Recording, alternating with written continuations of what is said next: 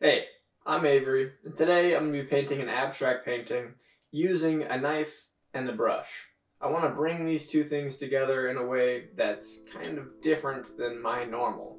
I might also be using some paper towel to make some marks, scratching into it a little bit, orange, blue, black, white, those are things to expect. With that being said, thanks for tagging along, and let's get into it. Today's thought comes from a couple months ago and actually ties into a couple years ago. And it has nothing to do with painting at all, but it's kind of fun.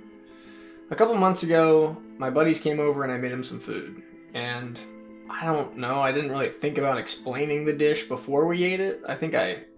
You could do that, that makes sense, but I just made the food and thought, they're not picky, they're gonna like it. So they come over, they grab a bite to eat, we're all sitting down, they eat through it real quick. I can tell they liked it. And then I just kind of out of nowhere was like, yeah, well, salmon, it's kind of tricky sometimes, but I really like the way that this tastes. And my buddy says, this is salmon? And I was like, yeah, it's salmon. And he's like, I don't like salmon. And I didn't want to ask before we were eating because I thought, oh, this might be something I don't like. And then I just loved it. And I was kind of laughing because I was just like, oh my gosh, like, hey, you're eating something you don't like. And he's just like, how'd you make this? And it's kind of simple, but one thing I will say, one key pro tip for cooking in the middle of a painting video, if you get salmon like me from like Aldi, then some people don't wash their salmon off, but if you wash it off, you kind of remove the fishy taste. Oh, that's huge. Anyway. This all reminded me of a few years ago. I was living in Central America and I was backpacking around and I was just pretty hungry. I had not been eating very much food during that time. And sometimes when I'd sleep at night, I'd have dreams about food.